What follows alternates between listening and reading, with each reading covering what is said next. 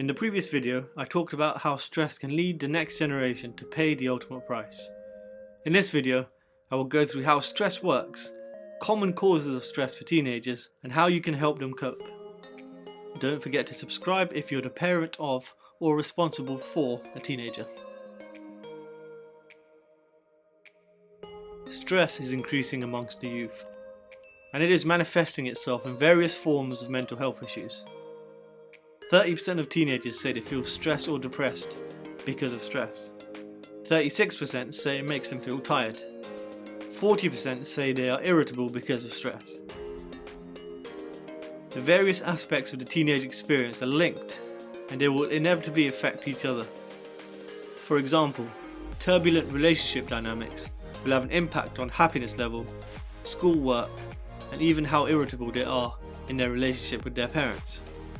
Speak to a teenager who feels excluded from a friendship circle and tell me it's not the most dramatic experience. And if 30% of teenagers feel depressed because of stress, and it is not dealt with effectively, then the consequences can be fatal. Selye wrote, "It is not stress that kills us, it is our reaction to it." This is why stress management is an integral piece of the puzzle. Stress is a fact of life. Nobody can live a life completely free of stress. That is a reality. Instead of hoping for the best or not talking about it, we need to equip the next generation with the ability to manage stress. Otherwise, we are complicit in their suffering. The first step to combating stress is to understand it.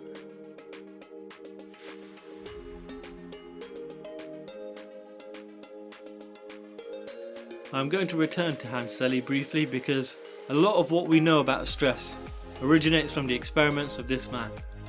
And to be quite honest, he does fit the stereotype of a mad scientist.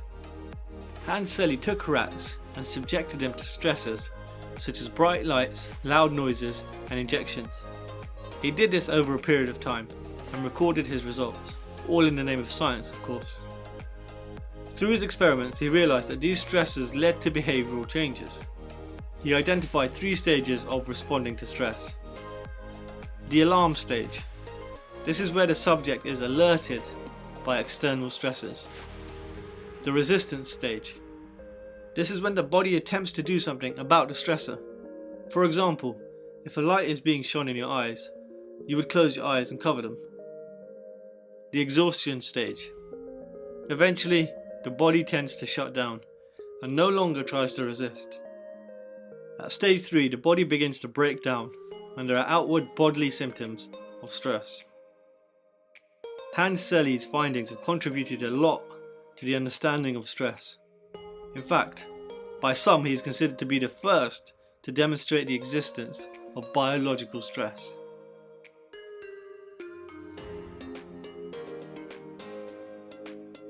So, at what point does your teenager go from being able to cope to being overwhelmed by external stresses?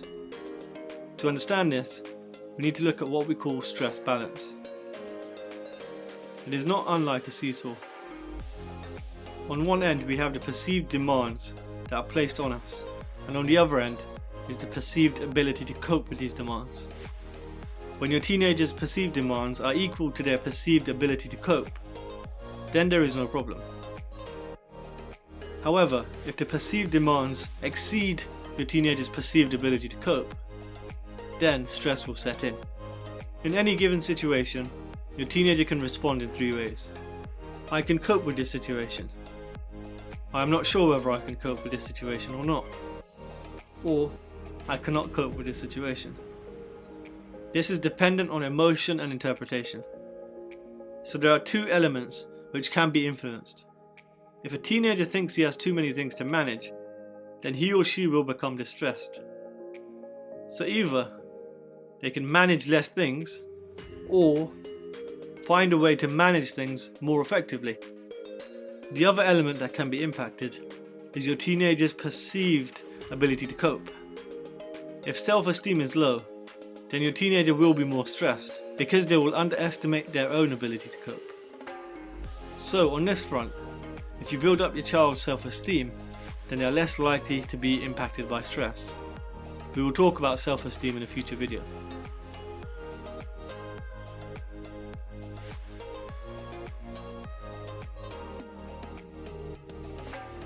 There is also a special case of stress that is different.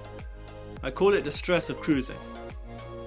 Going back to the stress balance, in this situation, the perceived ability to cope is much more than the perceived demands. It is the complete opposite of conventional stress. This happens when a teenager is cruising. They don't feel challenged, they feel a lack of fulfillment. This gradually stresses them out. In this situation, it is actually desirable that the teenager takes on more demands. This can be in the form of becoming more ambitious, taking up new projects, or just working harder.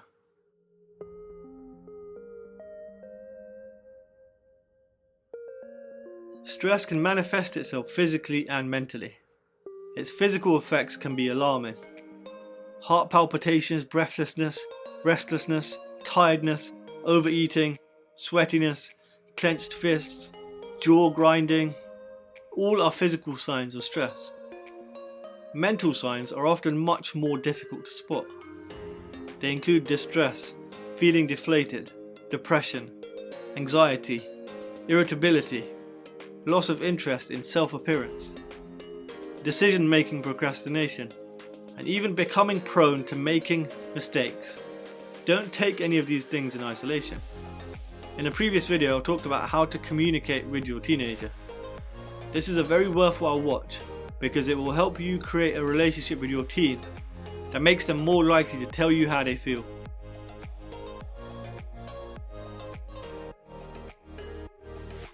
In my experience, having worked with so many teenagers over the years, there are three very common causes of stress. According to Childline, those aged 12 to 15 were most likely to be asking for help about exam stress. Some of the most common concerns were not wanting to disappoint their parents and fear of failure. As a result, those who contacted Childline said that their exam stress was leading to depression, anxiety, panic attacks, and low self-esteem. Expectation from parents can be a heavy burden to bear, especially for teenagers. The fear of failure can be overbearing. This can lead to issues well into adulthood. I can guarantee that some of you listening to this had to bear that burden, and it's impacted your life miserably. That's why you have to make sure your teenager understands that what you expect from them is that they try their best, not a particular grade or goal. So if they don't attain it, you don't want them to believe they're inadequate. That stays with them for a long time and impacts most aspects of their life. Peer pressure and bullying are another major cause of stress. It takes a phenomenal amount of strength to withstand peer pressure. As adults, we can often forget that. Social status is more defined than it has ever been. It can be a lonely existence if you're not doing what everyone else is doing. It's even worse now because of social media. Things are shared at the tap of a fingertip. It is easier than ever to bully someone. It is easier than ever to exclude someone. It is easier than ever to feel alone. When that's the case, a teenager is much more likely to go against their better judgment. You need to have an open conversation with your teenager about this. The trap of peer pressure, the existence of bullying, the prevalence of negative trends. This conversation can't come from a judgmental place, just an open and curious one. And listen, the teenager is more likely to tell you things if you don't jump to conclusions. Listen, understand, and then guide. Finally, technology has had a huge part to play in the rise of stress for teenagers, particularly the growth of social media. I will do a video on the effects of social media on the next generation in the future. For now, let us understand one particular effect of social media. That is lower self-esteem. When a teenager is endlessly scrolling through pictures of people who they believe have better lives than them, who are wealthier than them, who have more things than them, who are prettier than them, what effect do you think this has? It lowers self-esteem. A generation ago you only had to keep up with the Joneses. Now they have to keep up with the whole world. And these false perceptions of life, perpetuated by social media, are making teenagers unhappy. And it is making them stressed. It comes hand in hand with the previous two reasons. It is linked to peer pressure and cyberbullying. It is also linked to the pressure to succeed. Teenagers are seeing people live lavish lives on social media and feel inadequate because they haven't reached that status yet. I have heard teenagers articulate exactly that, some of them as young as 14. Imagine being a 14-year-old and thinking you're a disappointment because you haven't succeeded in life yet.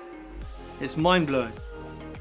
The problem is that social media distorts reality. Again, I will dedicate a few videos to social media and the impact it has on teenagers. It is an unbelievably important topic. In the next video, I will go through 6 tips that will keep stress away and make it more manageable for your teenager. That will be the final part of this series on stress. Don't forget to subscribe for more content on parenting teenagers. And most importantly, don't forget to join the revolution in parenting.